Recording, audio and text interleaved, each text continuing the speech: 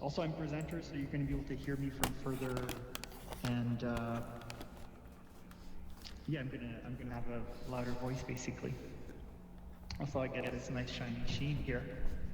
So let me know if you have any kind of problems with the audio, if you want me to speak higher. The presentation today is a little bit, probably going to be a little bit chaotic. I mean, it's just not extremely organized. So it's going to go, you know, it's going to flow hopefully, but it's not like a super rehearsed PowerPoint or anything like that. So it'll have a loose format. All right, so the first thing I want to emphasize, well, this is a presentation about the architecture of the Museum of Other Realities. And in saying that, I just want to talk about the process because the process is quite unique. So Robin and Colin approached me and they said, you know, we're thinking of doing this architecture. They're really something completely new that would be fitting for this very extravagant art style and extravagant new type of art that is VR art. And they wanted something a little bit as revolutionary as the content of what they're holding.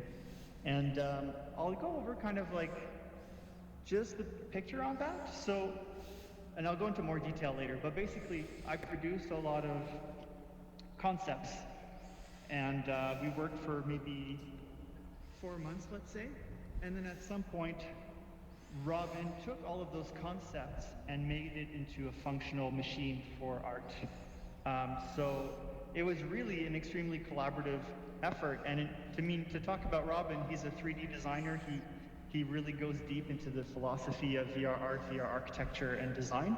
And he also has a background as an industrial designer. So it was really interesting in working in collaboration, although there was definitely a handoff period. And then that's how, like, this is really a collaborative effort. I can't say, you know, like, I'm the architect of the space or anything like that, because it's so much more than that. And also, I have to mention Claris Cyarron. I'm not sure if I'm saying that right, but apparently she's been working with him since the very beginning, very early in the process, and she works in architecture practice, as well as Katie Davis-Sayles, who gave a lot of feedback after the conceptual phase. All right, so I'm going to also just give you a little bit of background on myself, hopefully be quick on this. So I've been working on VR art spaces, and I really focus on architecture and art. I used to have a project with Allspace VR where I wanted to make a platform for people to create their own galleries and sell art. And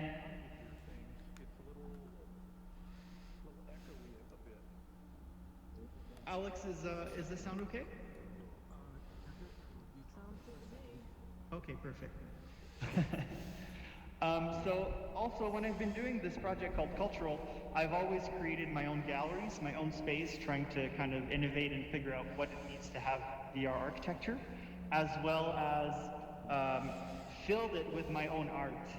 And through that process, I've also collaborated, been in other VR art galleries and things like that. So I have my own art practice where this is what I do. I create architectural spaces that I feel are innovative, and then I fill it with my own VR art. So it's kind of like VR, art made in VR for VR.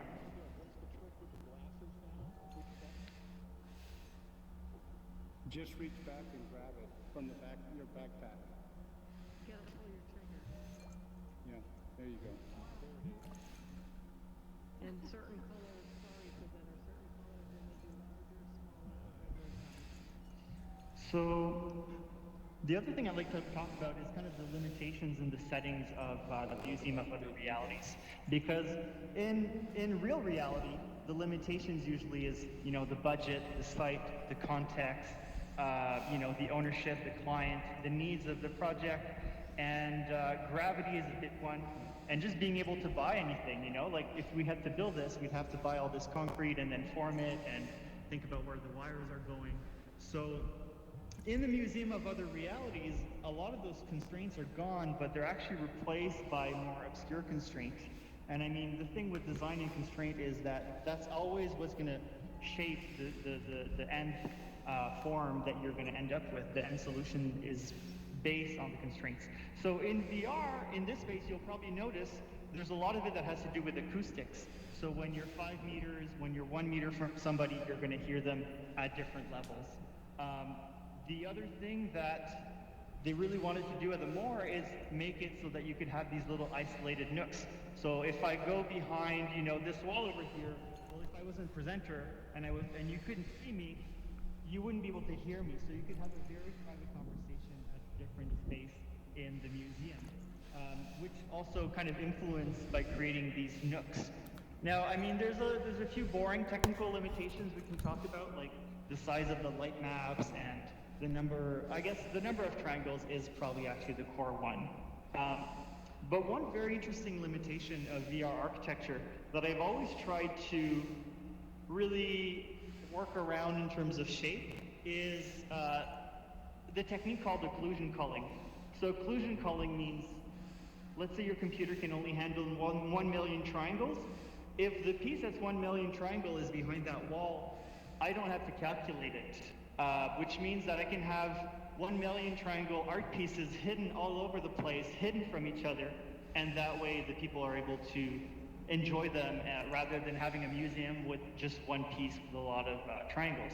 So this kind of obscure problem solution in VR and in computer graphics really drives a lot of design decision, interestingly enough. I kind of compare it to, you know, in reality we have to deal with gravity and price and stuff like that, and then in VR you have to kind of ideally come up with clever solutions to occlusion culling, and then that has a kind of secret influence on the way that shapes are made and spaces are arranged. So if you maybe find sometimes that it's a little labyrinthic, that could be because we're trying to hide, and also there's other advantages, right? Because when you're hiding and you're thinking from all these different angles, it just creates a lot of discovery and a lot of maybe confusion, maybe mystery, but it definitely creates a different set of constraints that you have in reality. And so, let's talk about this space. This is kind of, I feel a little bit like the masterpiece, the entrance. You arrive here, you have a very weird view of what this new world is, and you see a crowd, and there's a map. The map is not my design, the map is from the Moor, and it's extremely clever and useful and innovative. It's a key part of the museum. You've probably played with the map, it just seems to get more powerful as time goes. You can teleport to any piece of art, you can browse by artist, and really it's a social hub. It's almost like a fireplace or a bar. Everybody's just always here. Sometimes it's like there's a show and 75% of the people are just here talking. So it's a very successful place. And you've also seen the avatar machine. We all look different, meaning we've all played with the avatar machine. It's a great part to have a surreal, cartoony, personalized body in a surreal, cartoony, weird world where everything is a little bit magical. So there's a lot of really, really good innovation from the Moor that I absolutely love, like these lines of light that lead you to the art piece you've picked or you've highlighted. If you don't know if you get lost, you can teleport in the sky right above your head and you'll come right back here. So that's how also the map is so central to the whole. You can really get lost, come back here, and I feel like getting lost is one of the most pleasant things in architecture. Like when I was in New York, I would just try to get lost, and then when I was exhausted, I'd pull up my GPS and walk back home. But this museum is big enough that it allows you to do something similar to that. Also, the entrance is just, once again, very well designed, and I didn't have anything to do with what I'm talking about right now, like the door over there that says how to use the museum. And then it took me a little bit of time to figure it out, but once you go beyond the chasm, there's kind of like these instructions. So the architecture is actually instructory. It tells you how to use it if you're really lost. We can start slowly moving around the museum.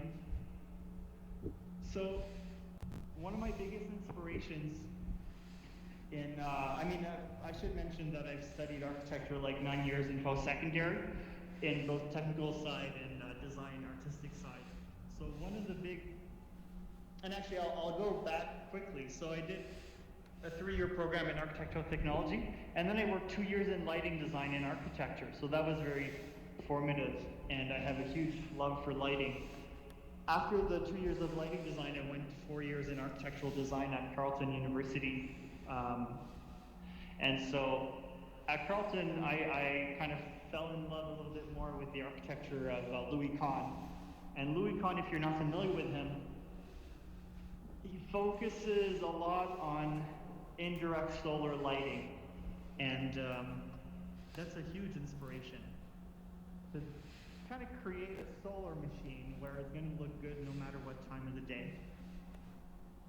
And instead of relying necessarily on electrical lighting. And then of course when I worked at Martin Conboy Lighting Design, I became very interested in how to create effects with electrical lighting.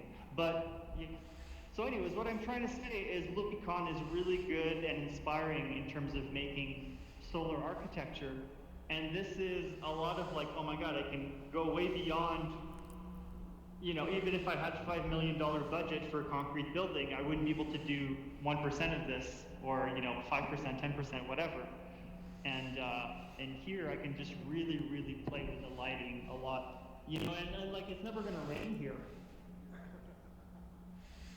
Oh. And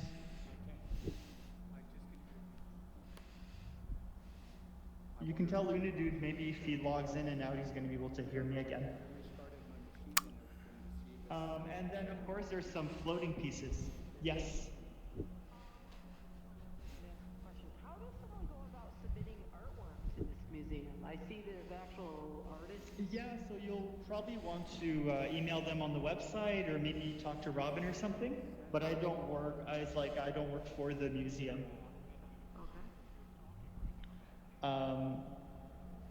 So yeah, you'll notice that there's some pieces of the architecture that are floating, which is obviously not something you can do in VR. So the main concept for this space too, you may not it's a little bit obtuse when you look at it, but it's this kind of giant explosion, almost this flame towards the side. So obviously it kind of hints at movement, although it's static.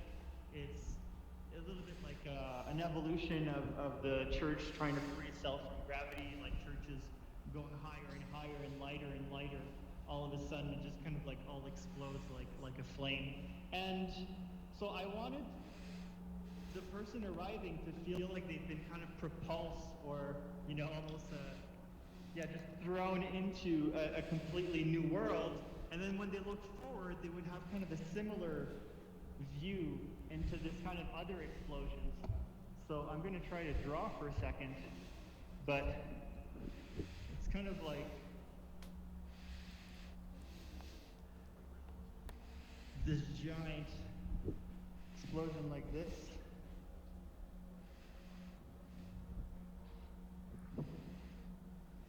And then another one over there. So you come in and you see this, this giant kind of thing freeing itself from gravity from the ground. Now I did mention earlier that I had to deal with occlusion culling. So you see a lot of these floors creating these unique nooks. Like I didn't know what kind of art was going to be in here or what art was going to be in here. So I just wanted to make these nooks where people could kind of get lost and have these intimate moments. And also where light, like especially in this one, where light was going to creep in these little corners in there and make shadow plays. Oops.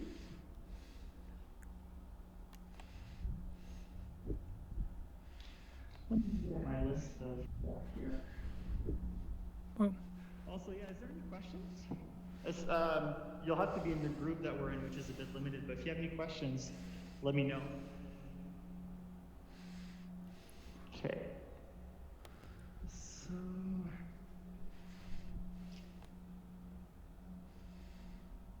Okay, well, let's talk also about ways of moving. In real life, we walk, We tend to see a lot of renders with kind of like, oh, the helicopter render, but we don't often fly in helicopters. So we walk a lot. In virtual reality, and if you don't know, there's a, like if you're on the Rift, you can press X and A to move around and fly around. You don't have to teleport. So in virtual reality, there's different ways of locomoting. So we're floating right now. And you'll notice, by the way, that the sound, the music is amazing when you get close to hear it. So we float, we teleport, and we also have, in this case, these kind of magical wands that allow us to pseudo-walk.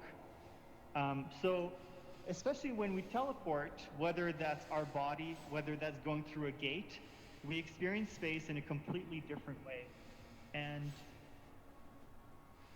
I think architects would prefer if people walk through their spaces, like traditional architects that don't do VR spaces. But I think, I don't know, I think it's just a reality that people are going to teleport. And it's also an opportunity, especially when you're talking about building gates, building transition points. That's still kind of a traditional thing in terms of architecture. And we can go down here. So yeah, the way that people locomote in VR is part of the design challenge. So you can just follow us down here to this other piece, which is kind of one of my favorite places. So it's almost like this monastic space. And what I love about, what I'm extremely grateful for with this space is that, you know, I created this courtyard, I created this kind of monastic room, this heart of the building, and Kevin Mack came in, and they didn't just put any kind of art in here. Kevin Mack came in and he reacted to it, and the embrace of the art and the architecture together is like so multiplying and so powerful. So I really appreciate, you know, I'd never be able to do this in real life and collaborate with, to do surreal things like this. So I really appreciate the symbiosis that was allowed to happen here.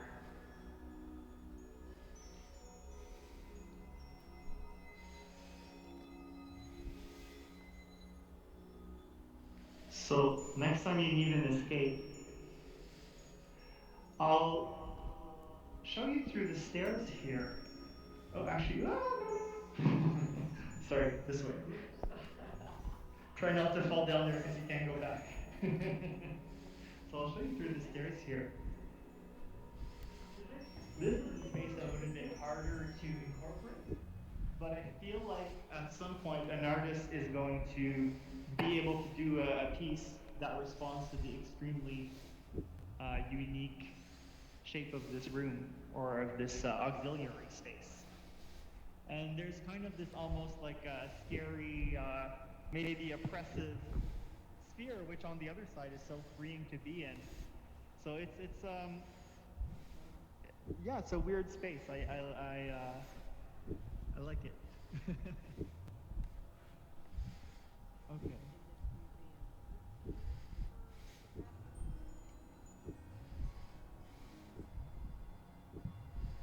Let's see here.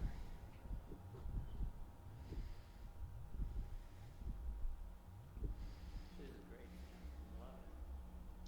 I love it. Thank you.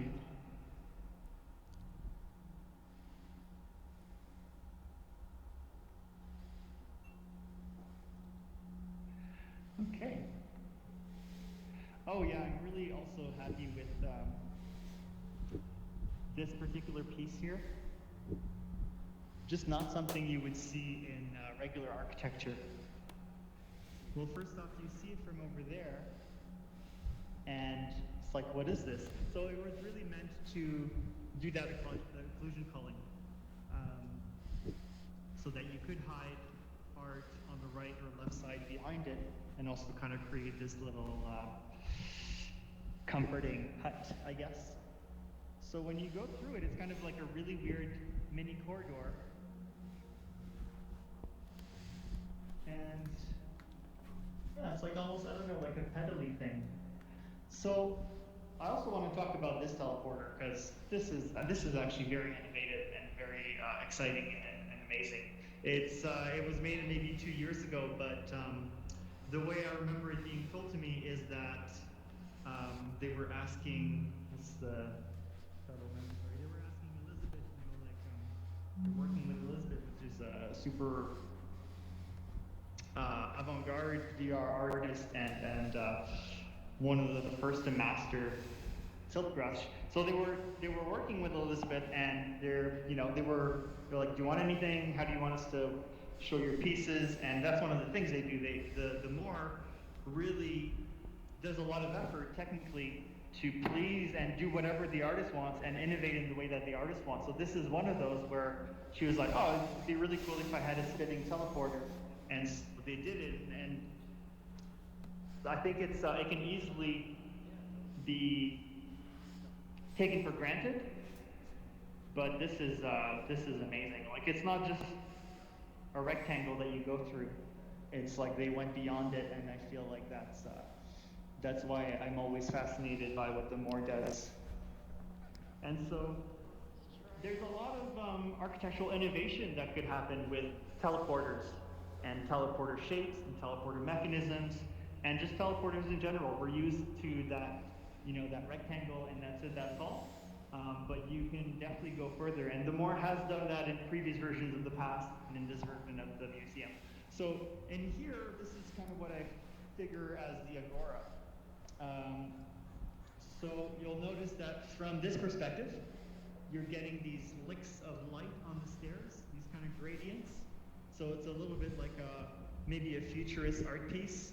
And this is something that lighting designers and architects will try to do in real life a lot, but the way that it was done here would have been extremely costly and maybe impossible to do in real life. So it's fun to just go for these ridiculous design choices where we don't have to think about, is it going to be LED? How am I going to access it for maintenance? What's the lumen? I don't want any dark spots. Blah, blah, blah, blah, blah. So actually, if you want to sit down anywhere in the rows, I'll be talking here for a good 10 minutes or so. You feel free to get closer, but I'll be probably standing around here, and I'm going to try this. I think this is maybe the first time we try to use it as a mini theater, as a little agora. So I'm very curious to see how people are going to react to it. Yes? Yes, you're talking. Oh, if somebody can tell JD to log out and in, she can't hear me. JD, can you hear me?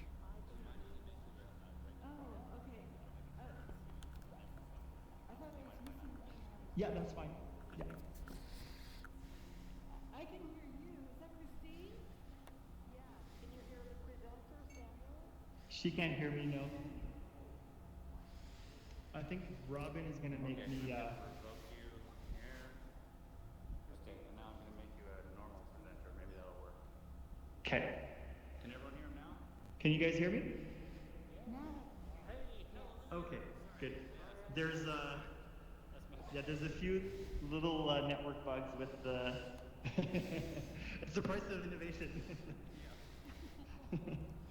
So, so... Much better. Awesome. I'm glad you can hear me. So yeah, this is basically a little agora. The idea. Sorry, do you have a question, Luna? Okay. Awesome.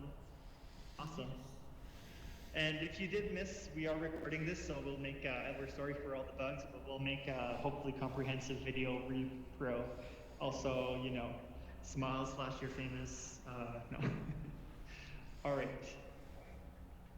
So yeah, this is meant to be a little space where we can have presentations by artists, and that when you start from the museum and you start wandering about, you can notice it and be like, oh, do I want to come here? And also, well, if you don't know, over there it goes into other rooms. So it's meant as a kind of like really right there's kind of 3 points. You can decide to go where we just went, you can decide to go that way, or you can decide to go that way. And I mean, the sky is also a little bit of a reference point. Like if you get lost in the amazingness of it all, you can slightly, you know, there's definitely, or like that piece over there, right? That's definitely a place marker, an icon, I guess. All right, so I'll mention real quick. Okay, yeah, so let's talk about how I created this, how I worked this space, because obviously it doesn't look like a little cube. So I used mostly a combination of Oculus Medium, probably for 90% of the design, and then the floors and the stairs were made in Revit, because it's pretty tricky in Oculus Medium to do floors and stuff that's always parallel to each other. So if you don't know, Oculus Medium is a VR sculpting tool. And so really these walls were really sculpted. So when I'm talking about VR sculpture, I mean, you know, the magical toothpaste that I'm drawing in the air with. So yeah, this was really a sculpture. And I mentioned earlier that Robin took what I gave him, took the drawings, and obviously brought in a lot of his own. And what he did with this sculpture originally is that he transformed it into a more rationalized piece. So for me, there was just, you know, if I look at the original geometry, I think it was 25 million triangles. And of course, you can decimate that to whatever number you want. But it's always going to be the little like, okay, this is not very mathematical. Whereas Robin, with his design and his aesthetics, made it, all the walls are like one thickness. And he has a very particular way that he likes, I don't remember exactly what it is, it's like power to the 6 or something. But he has a very particular mathematical line that he likes to be part of the design, and so he did part of that conversion as well, which is what you see here. Also, if you'll notice, the original model had a lot more detail and a lot more holes and a lot more nooks, and by that, it just wouldn't be very easy to optimize for a VR experience that's multiplayer and potentially going to be running on mobile devices. So a lot of, once again, simplification had to be done. But with that being said, I'm just so extremely happy in how it kept the soul and the spirit of the original concept and how it's completely recognizable while still being adapted to the needs and, you know, the personality and the process of Robin and the Museum of Other Realities. So another thing that's unconventional here is, you know, like walls becoming floors, becoming ceilings. There's this kind of like giant thing crashing right into the middle of the Agora. And like actually when I designed it, there were more nooks so that if somebody was here, you could climb on this thing and then go up that thing. So that's one of the things that got cleaned out, épuré. And what's the other thing? Oh yeah, I mean, I was listening to, I think her name is Andrea. Andrea Katsakaru. Yes, I was listening to Kent and Andrea on the Alex architecture analysis, and one of the things that picked up my interest is when she was talking about kind of the history of architecture, and she says there's this theoretician at some point, he says something to the likes of, not only does the building have to carry, like the gravity has to carry the building, it has to look like it's carrying the building.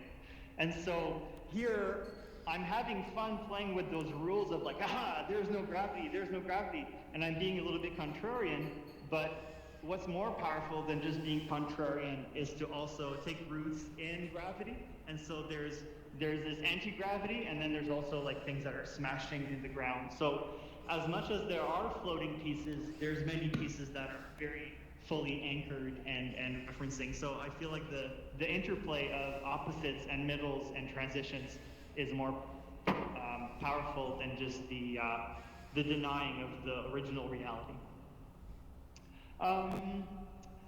Yeah, so let's talk about the process a little bit. So, you know, basically before, the rooms were polygonal and they were put together like, let's say, a honeybee pattern, you know, where every room is form-fitting into each other.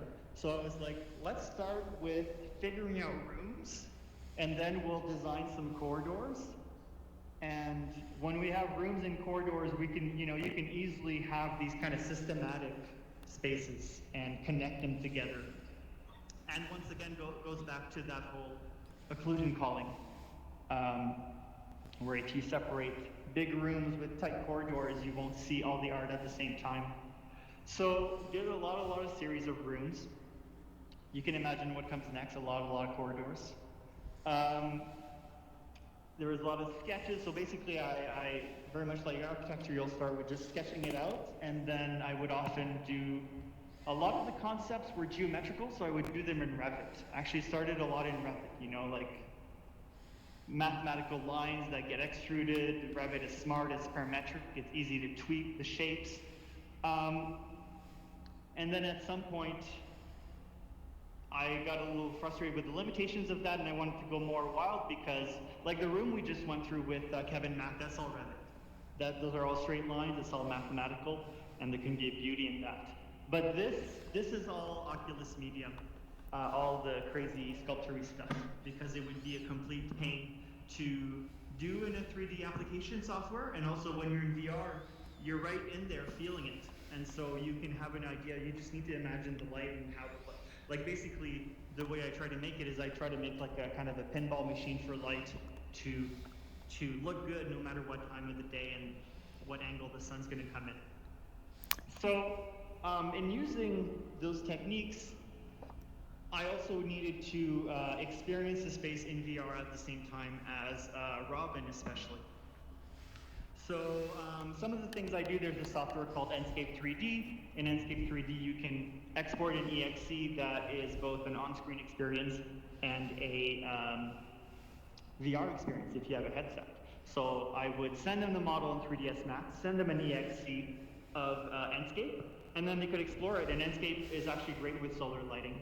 Now, beyond that, there's this other company called the Wild XR.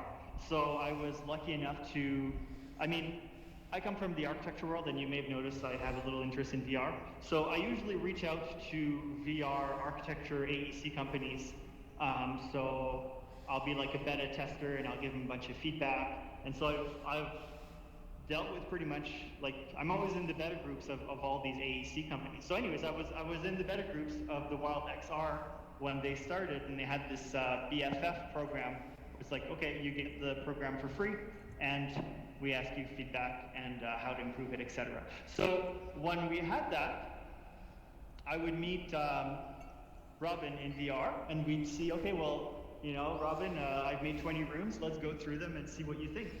So that was very nice. It's like, I'm not asking him to set up a multiplayer experience. We can see it live, even sketch in the air and things like that. So it was very much nicer than sending PDFs, which would have been the traditional architectural method of today, or something in that like. And I should mention that right now I'm the product owner at Vim AEC. So I guess technically we're competitors to all those companies. And you can imagine that we're doing extremely fun and exciting and innovative stuff in the architecture and VR and AR world. Okay, so let me see here.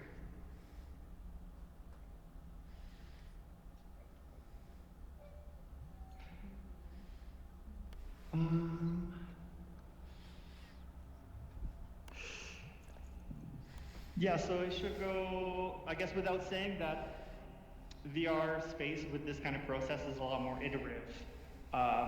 The client, in this case, Robin and Namor, see exactly what the feeling of the space is going to be like. They can give great feedback. So you can easily make 100 spaces, whereas, you know, if you're designing a hospital, well, you may make 3 models at the beginning and then really quickly kind of step back and stop. So I'm going to go into a little bit of a technically boring thing, but I know it's been asked online, which is just to describe my Revit technique. Because I had to make this really weird and annoying workflow to work between Revit and Oculus Medium. And I know there's going to be some Revit nerds watching this, so let me geek out for 3 minutes and then we'll get right back into the art. All right, so, and maybe, you know, if you want to ever do that yourself, you'll know how. So you start, you have your medium piece, and And let me try to draw into the air here. So you have your medium piece, and you have a really bad floor because medium is terrible at floor. So you use the cube and you have all these weird jaggedies, but you still give an indication of, okay, there's these stairs here and that's roughly how I want it. And then there's like this crashing thing into it and it's going back and exploding into the sky. So you have this. And then you export it and you bring it into medium. Actually, what you have to do is you have to export it, decimate it, bring it into through AutoCAD, because AutoCAD can import objects. Export the AutoCAD into DWG, and then import that into Revit. And if it's too big, it just won't appear, so you'll have to split it into 5 pieces. All right, so in Revit, you're there. You have the model. You place it where you want it to go, and you draw the floor and the stairs roughly, and then you export it. When you export it, it's only going to be the floors and the stairs. So you bring that into medium, and you figure out where it lands, and you move your sculpture to kind of align to it, and now that's your alignment.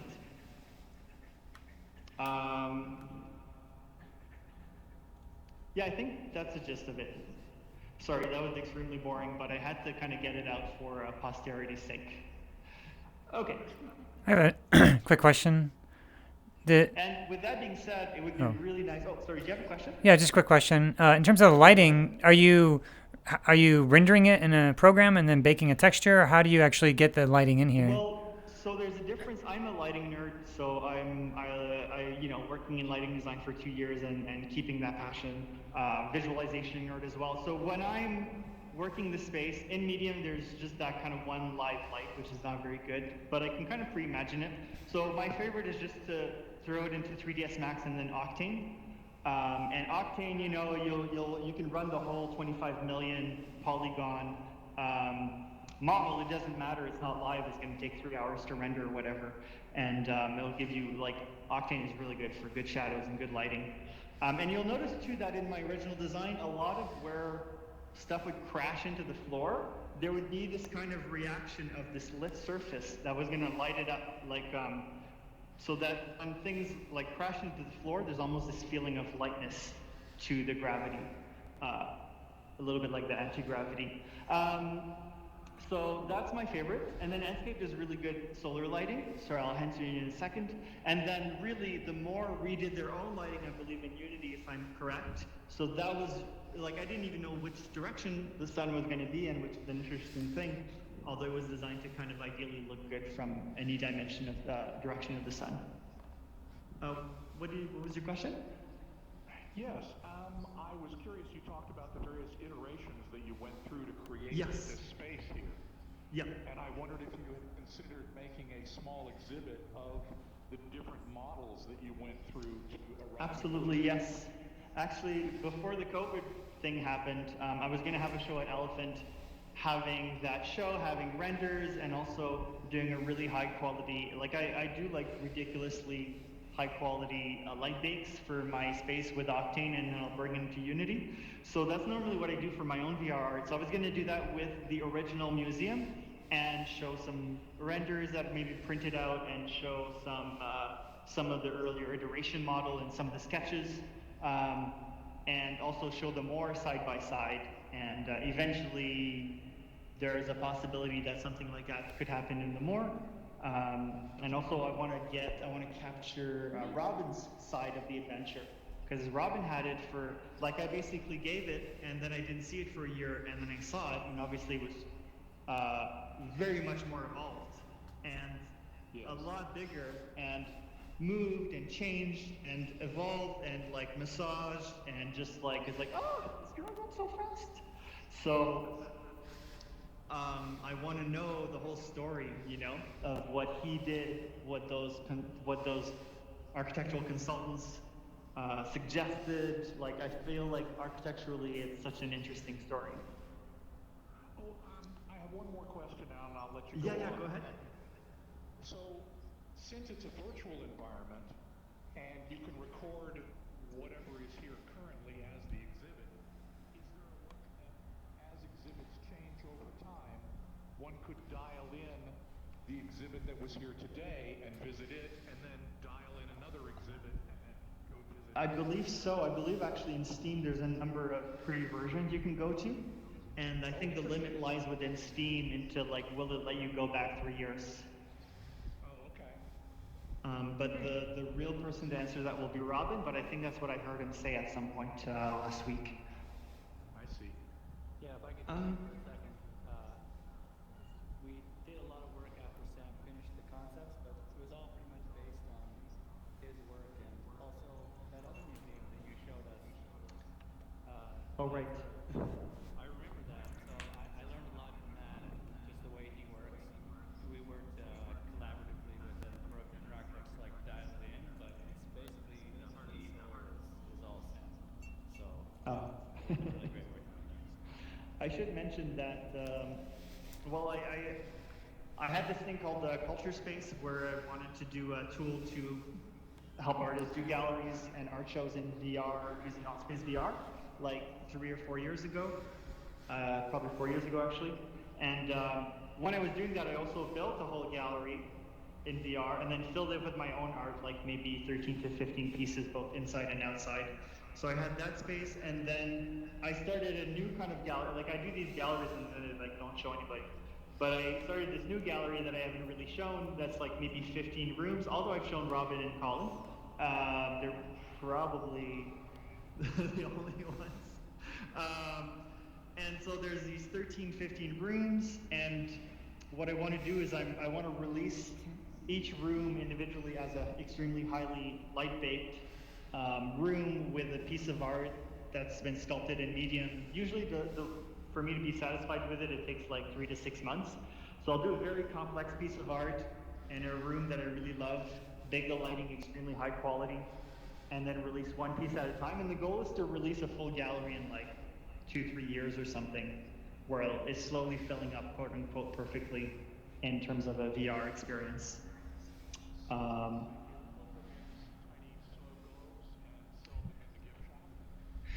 Well, the goal actually is to sell them to museums. I'm trying to, and it's kind of there's a whole other conversation around that, right? But it's like if you're trying to sell them to collectors or museums, well, you're not gonna like give it away for free or put it for like 15 bucks on Steam or something. So, but the thing is, once it gets into a museum, it's gonna reach all those people that are not us, that would never think about buying a VR headset, that are just like, oh, let's go see a Van Gogh or whatever. And then they're like, oh, what is this? It's like, oh, this is a completely new thing. It's kind of the evolution of a painting or whatever. So, but yeah, that's,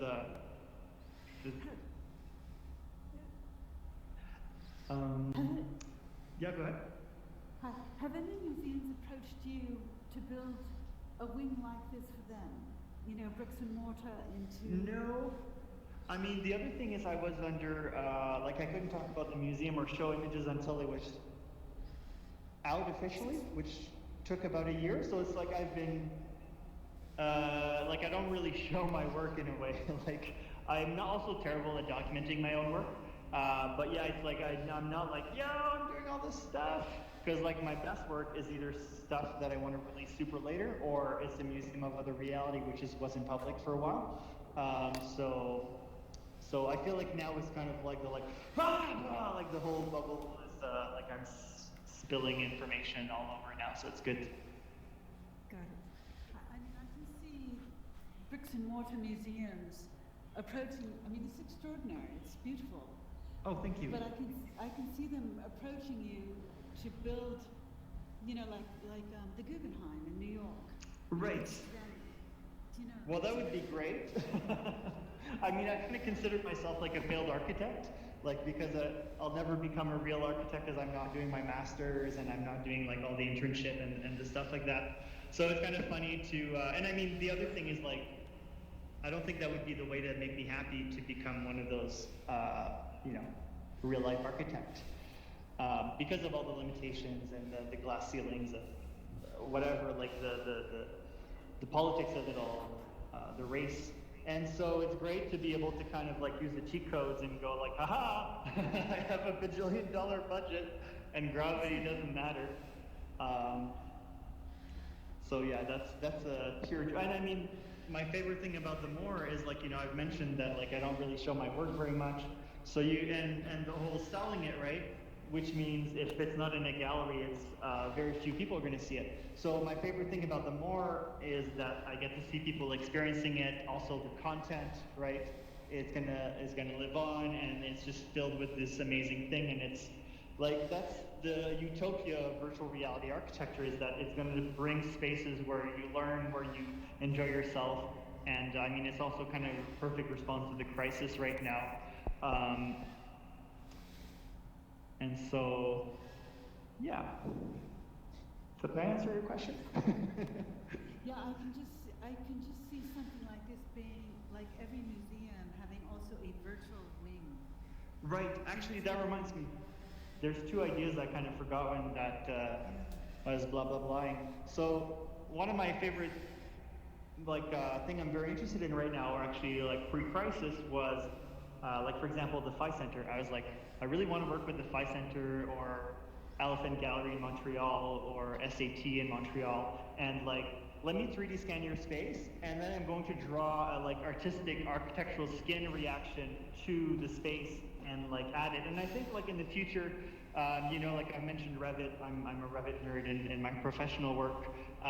So I think in the future, when architects give out a building, part of that building's design is going to be the augmented reality layer. Like there's certain physical things we can replace with augmented reality. Like, you know, I don't know, a clock, a mirror. You could like literally 3D scan somebody and then show their holograms instead of having a physical mirror. So obviously, as time goes on, we're going to realize there's a bunch of other things we can replace or augment with augmented reality. So I think when somebody designs your house, they're going to be like, here's the plans for your house, and here's the augmented reality layer that I've designed, either as decorative or functional. And that's going to be part of the mandate of architects, is to kind of design part of those layers, or potentially do it as an extra service as part of the delivery process. Or, you know, maybe you go to a hospital, and then they design the UI for the circulation in AR, for example. That's brilliant. Or sculpture. Yeah. And is there something else? I think those are the two main ideas about that conversation diverging. All right, well, let's maybe move around. Let's go through here, actually. So I mentioned that I designed a lot of corridors, and one of those corridors kind of, you know, I designed a lot of rooms, so it's normal that a lot won't make it through to the final design process. But one of them that survived is, oh, actually, it's this way, sorry. Survived and really evolved a lot, too, is this one. So one of the early corridor concepts was this kind of figure eight, I guess, and it's negative.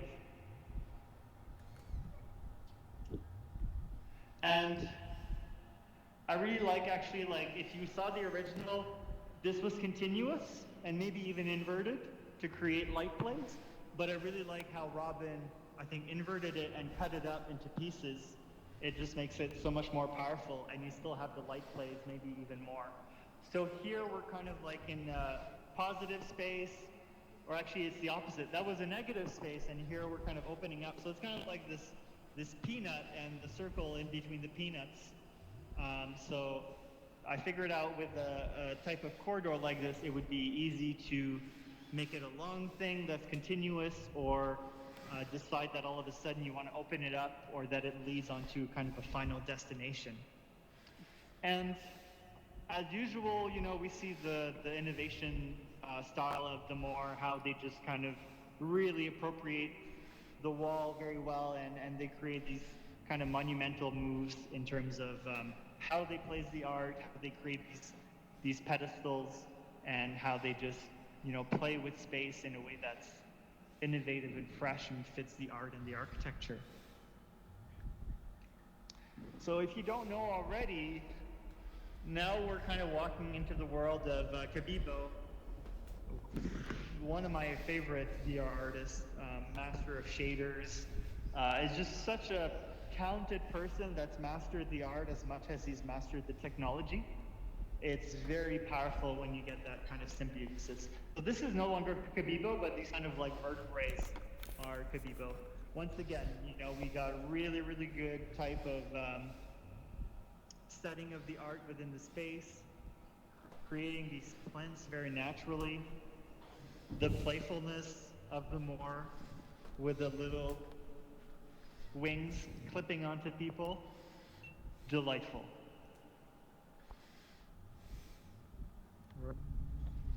Ryan Young. That's a tour phone. And that's another really, really fun, smart, innovative thing that they've done at the Museum of Other Reality is created these, oh, do you want to talk, Robin? Well, you can try it out, yeah. So basically, if you pick it up, these phones, you'll see a ghost giving you a tour. And usually it's the artists themselves in some sort of interview. So you couldn't ask for anything better than that.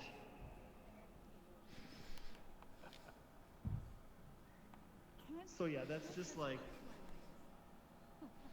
yeah.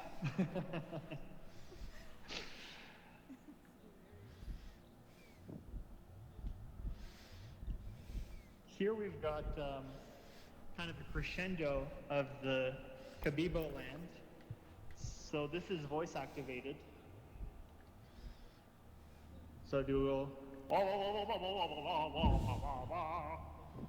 it will react.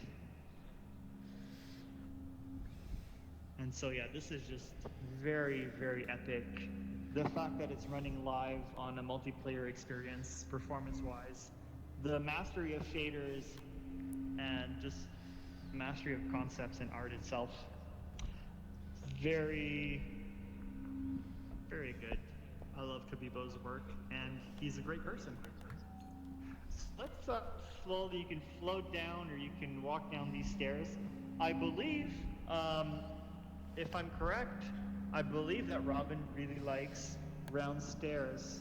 I've always seen this as something within his designs, and I think he takes pleasures in round stairs. Am I correct, Robin?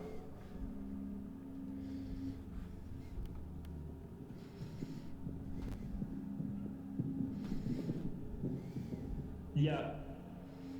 So I've seen these types of these evolutions of these stairs before, and I think this is the most complex. So let's go down into another Kabibo piece.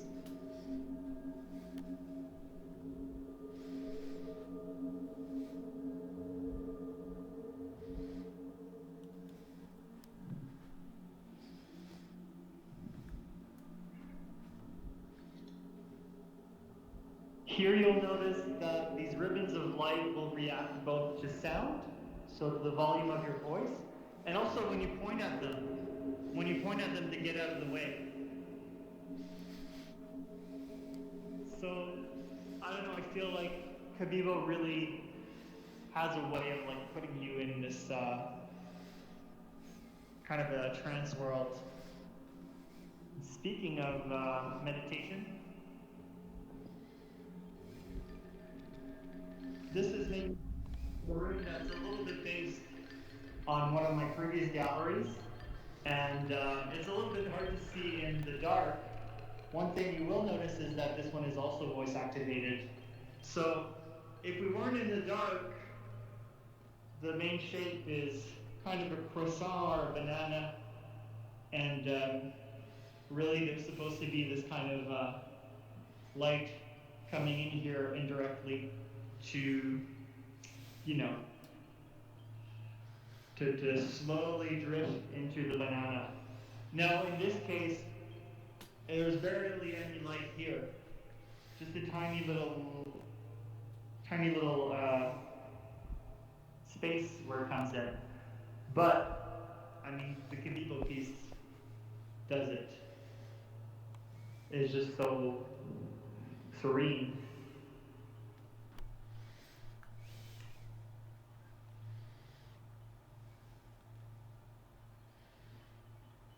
There's another topic that I like to look at in my work, and that's the idea of like, what's the proper material for especially if we're going to look at it from a point of view of perhaps luxury or art. And so in reality, you know, you're limited by a bunch of things, and materials, gravity, we've talked about it. And not only in VR are you not limited by those things, but you're empowered to do so much more as well. So we can look at the Cavivo shader as an example. It's not going to reflect light in the same way that reality does. But let me see. Where is the particle again? No. Where's Robin?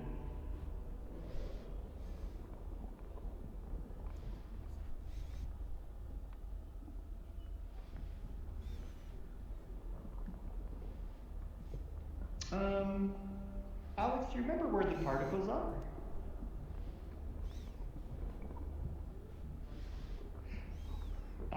From this way, where would we go?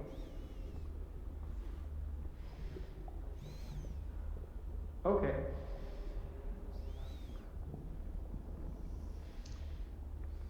Okay, sounds good. Well, let's go to the map, guys. We'll teleport upstairs, and there's going to be a circle above you. We're going to go to the map real quick. And I'll wait here just in case. I need to fix something on my screen. And I'll wait here until everybody's teleported. So,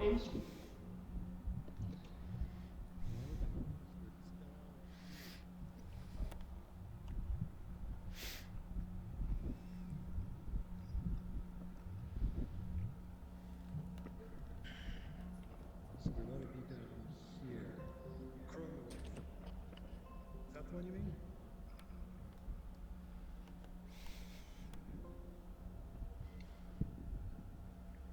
Where are we heading to now?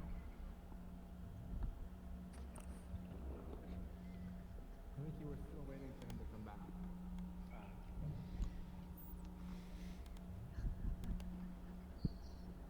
I was like, Alex jumped ahead. This is pretty nice. all right. So, I think we've made it. So, Alex, how do we, where is it? Someone said he jumped ahead. Okay, is that where it is? Yeah, you Dan Pittman, teleported to the no. bottom of those steps. Oh, you're looking for chromawave? Yes. Particles in the dark? So yeah, under here, like actually, see this circular place with the stairs and the sort of half dome, like right in front of us here? Yep. It's the bottom of this part here. So we want to go underneath. Where there's like the bamboo forest? Yes. Yeah, right here. What's that? Come here? Yeah, all right, here we are.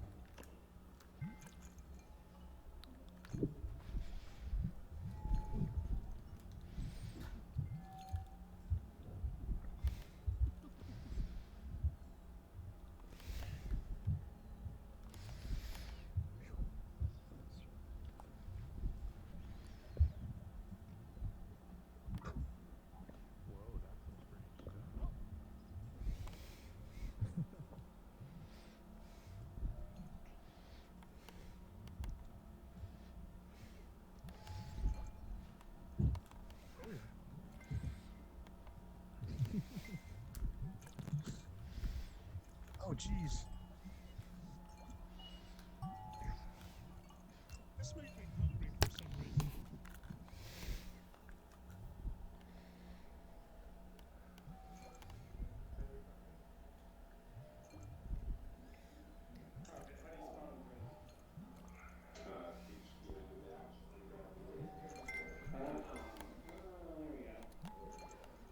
Where'd Sam go?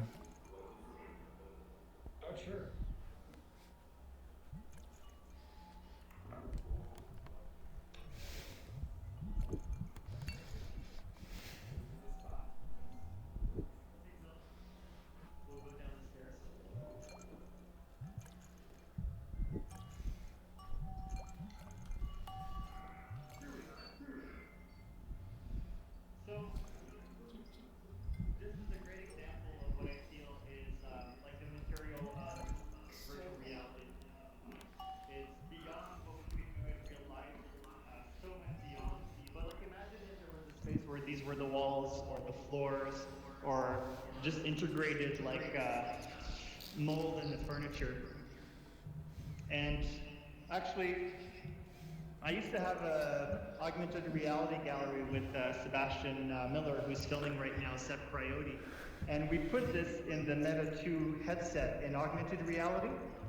We talked to the creator, and we were able, he gave us permission to just basically take his code and put it into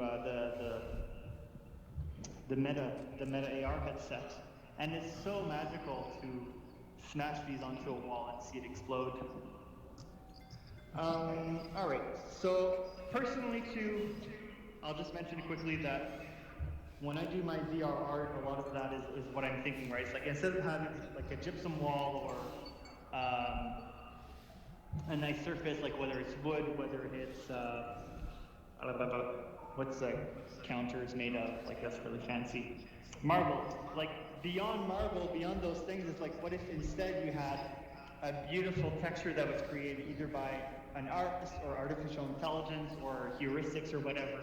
And then instead of just having a wall or having a crazy counter, you'd have like micro details everywhere and things would move. And, I think you can really go beyond the basic concept of materiality in VR. And this is a great example. And I feel that it's very, very inspiring. Other than that, I just want to mention real quick that the More has also done really good, I feel, in, well, I mentioned the avatars earlier, but there's also things like dresses and clothing and sound, but especially in terms of the clothing, like specifically it's almost all women's clothing, and guys will don it very comfortably generally, although it does create, for some people, they'll be more self-aware, but like that play is fun, that play on gender, and it's like definitely kind of slightly subversive, and I feel like just being able to play with identity is another one of those things that's part of the VR architecture that should be mentioned. So that's actually, well, we can start walking towards it. If you guys have any questions, we'll work towards the end real quick. If you guys have any questions, feel free. But that's kind of the gist of my unplanned presentation. Actually, is that? I think so, yeah. I love the audio quality changes in the LD. I'm sorry?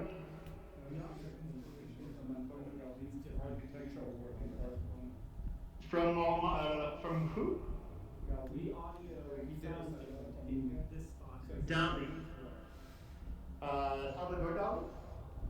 No. Gaudi is his name. Oh, Gaudi.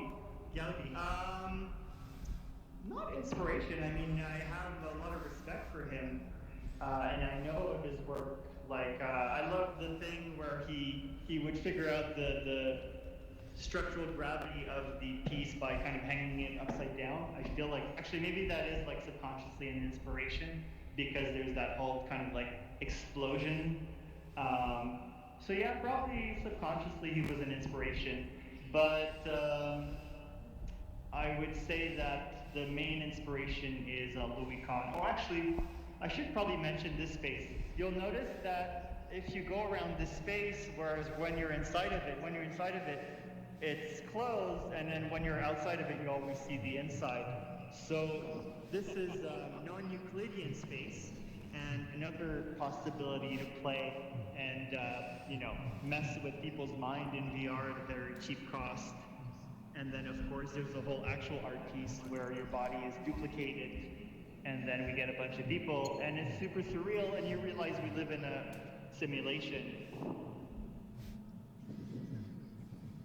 We're in the Matrix. We're in the Matrix. And then lol at how do you what? No, I'm using there's these buttons you hold and they'll put like these lights in front of you. And then when you have two lights, you go even faster, or when you have one light, you go at a certain speed. And so, yeah, this is really nice because, like, it's cool inside, and then when you step out and you move around it, you realize that the box is always open to you. And so, worth mentioning in terms of opportunity in VR architecture and in AR architecture. And I'm sure there's going to be even more clever applications in the future when we start integrating this into our, real life or meetings, or this is just the beginning.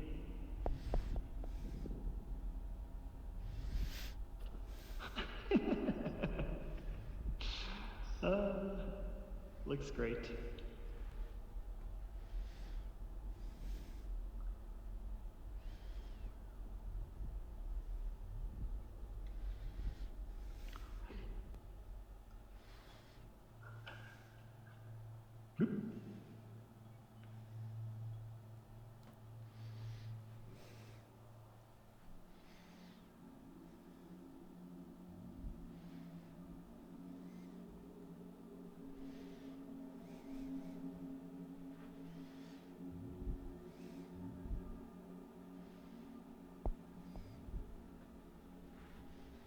Right. Is it the one with the roses?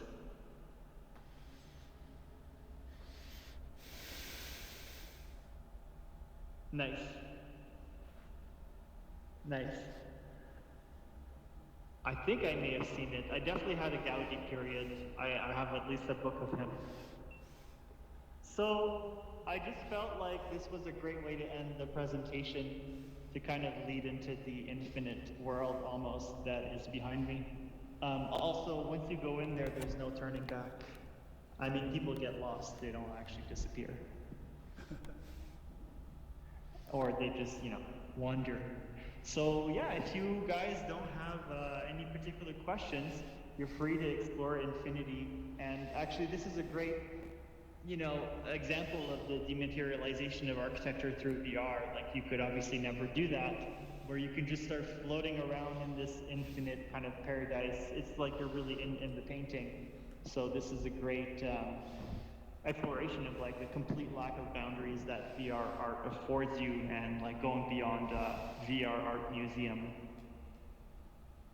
Although it's completely on the more. Yeah.